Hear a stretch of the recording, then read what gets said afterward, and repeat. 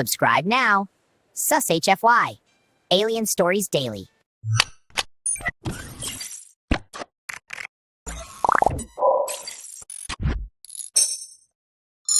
The first time the small alien cubs tasted a milkshake, Earth nearly lost its title as the strangest planet in the galaxy. They came from a distant world called Lyran-4, a silver-blue planet with floating forests and crystal oceans. The Lyranians were known for their intelligence and calm nature. But their cubs? The cubs were chaos wrapped in soft glowing fur. When the Galactic Alliance sent a small group of Lyranian families to Earth for cultural exchange, no one expected the most important discovery to happen inside a tiny roadside diner in Texas. It started on a warm summer afternoon. The Lyranian cubs, 3 of them, were bouncing in low-gravity harnesses fitted to their small bodies.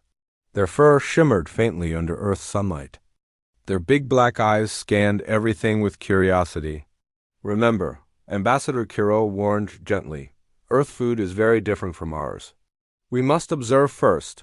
But human children sitting at a nearby booth were already staring at the cubs with wide smiles. "Mom, can they try milkshakes?" one little girl asked. The waitress laughed nervously. Are they allowed dairy?" The translator device on Ambassador Kiro's collar blinked. Lyranian cubs can digest complex proteins. Small sample acceptable. That was all the permission needed. A tall glass of strawberry milkshake arrived first, pink, creamy, topped with whipped cream and a cherry. The smallest cub, Zeri, tilted her glowing head. She sniffed the air. Her nose twitched. The scent of sugar and fruit hit her senses like fireworks. She carefully dipped one tiny glowing paw into the foam, licked it, froze. Her fur flashed bright purple, Lyranian for shock, then neon gold, Lyranian for joy. She squealed. The sound was like chiming glass bells. The other 2 cubs scrambled toward the table. Within seconds, 3 glowing alien cubs were slurping milkshakes through straws, eyes wide, tails swishing wildly. The diner went silent, then erupted in laughter. "It's just milk and ice cream," one human whispered. But to the Lyranians, it was revolutionary. Back on Lyran-4, sweetness was mild and subtle. Their food focused on nutrition and balance.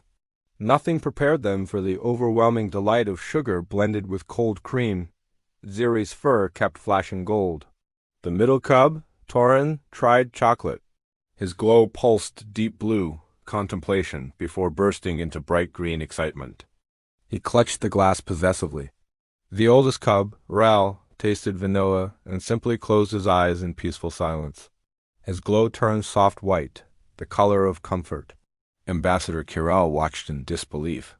"These humans," he murmured, "have weaponized joy." Word spread fast. Within days, videos of alien cubs trying milkshakes flooded YouTube. Millions watched glowing extraterrestrial children react to whipped cream mustaches and brain freeze for the first time.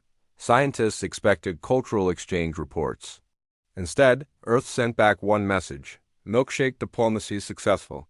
But the real HFY moment came a week later. Lyranian nutrition specialists arrived, concerned. "Excess sugar may destabilize cub neural development," one analyst warned. Earth scientists didn't argue. Instead, they did something very human. They collaborated. Nutritionists, food scientists, and chefs worked together to create a special Lyranian-approved milkshake. Reduced sugar. Added mineral balance. Adjusted protein ratios compatible with alien biology. When they presented the new recipe, the cubs waited anxiously. Zeri tasted first. Pause. Her fur shimmered. Gold, even brighter than before. The diner cheered again. The Lyranian elders were stunned. "You altered your cultural delicacy for our young?" one asked. A human chef shrugged. "Kids are kids. Doesn't matter what planet they're from." That simple statement echoed through the Galactic Alliance. Humans weren't the strongest species, not the oldest, not the most advanced. But they did something rare. They cared without hesitation. Soon, Earth diners began offering galactic menu sections. Alien-friendly versions of pancakes. Smoothies calibrated for methane breathers. gluten-free options for silicon-based tourists, but milkshakes remained the symbol. One evening, as the sun set over Texas, the cubs sat outside the diner with their glowing glasses. Zeri leaned against a human child named Emma. "Why make sweet drink for us?" Zeri asked through the translator. Emma thought for a moment. "Because it makes you happy." Zeri processed this deeply.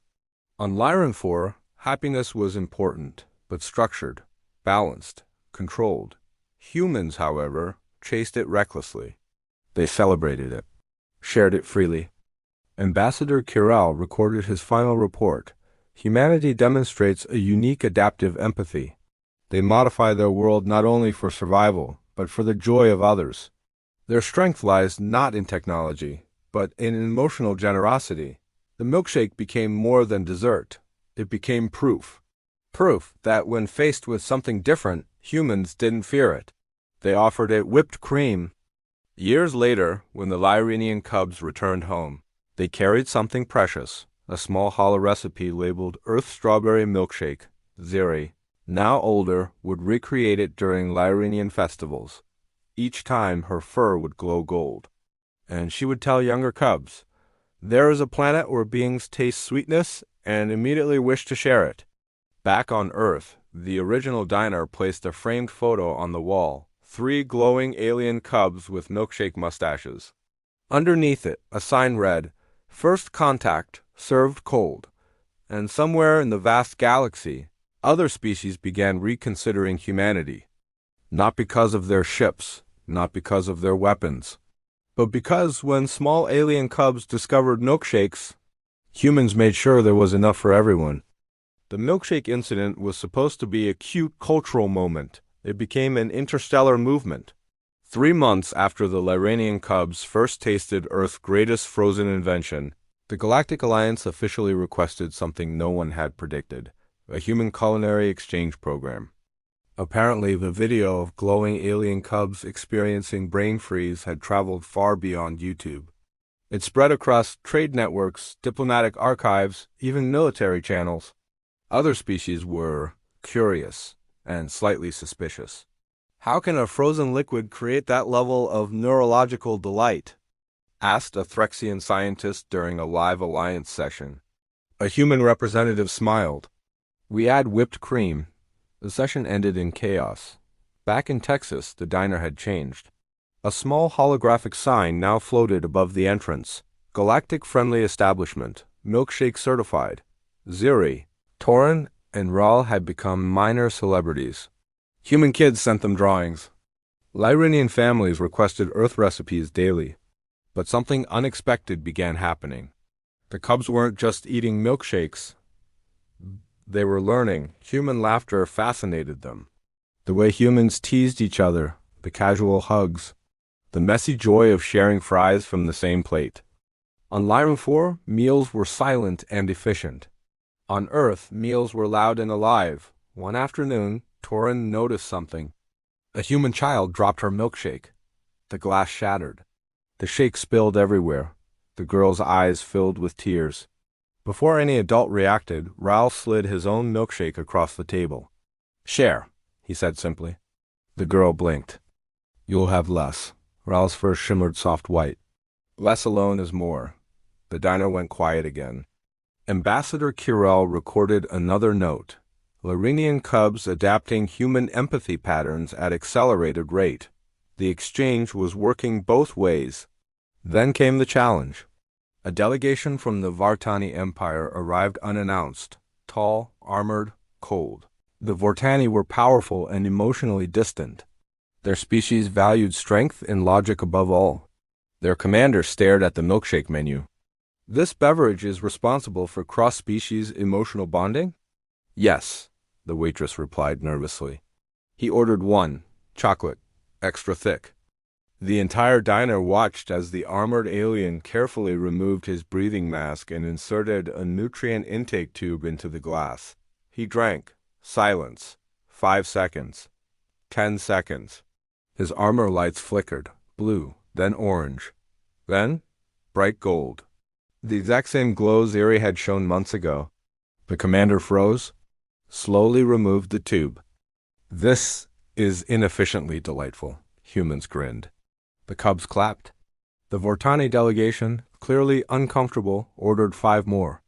That night, diplomatic channels lit up across the galaxy.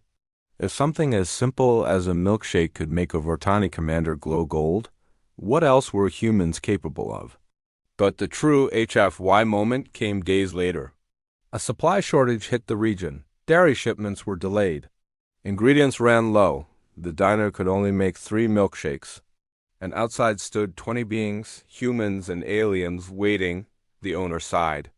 "We'll have to choose." Ziri stepped forward. She whispered something to Emma.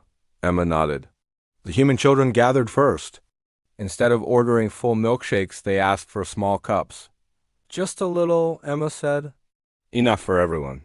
The idea spread instantly. Smaller portions. Shared servings. Passing cups around tables. The Vortani commander watched carefully. "You reduce your own intake willingly?" Emma shrugged.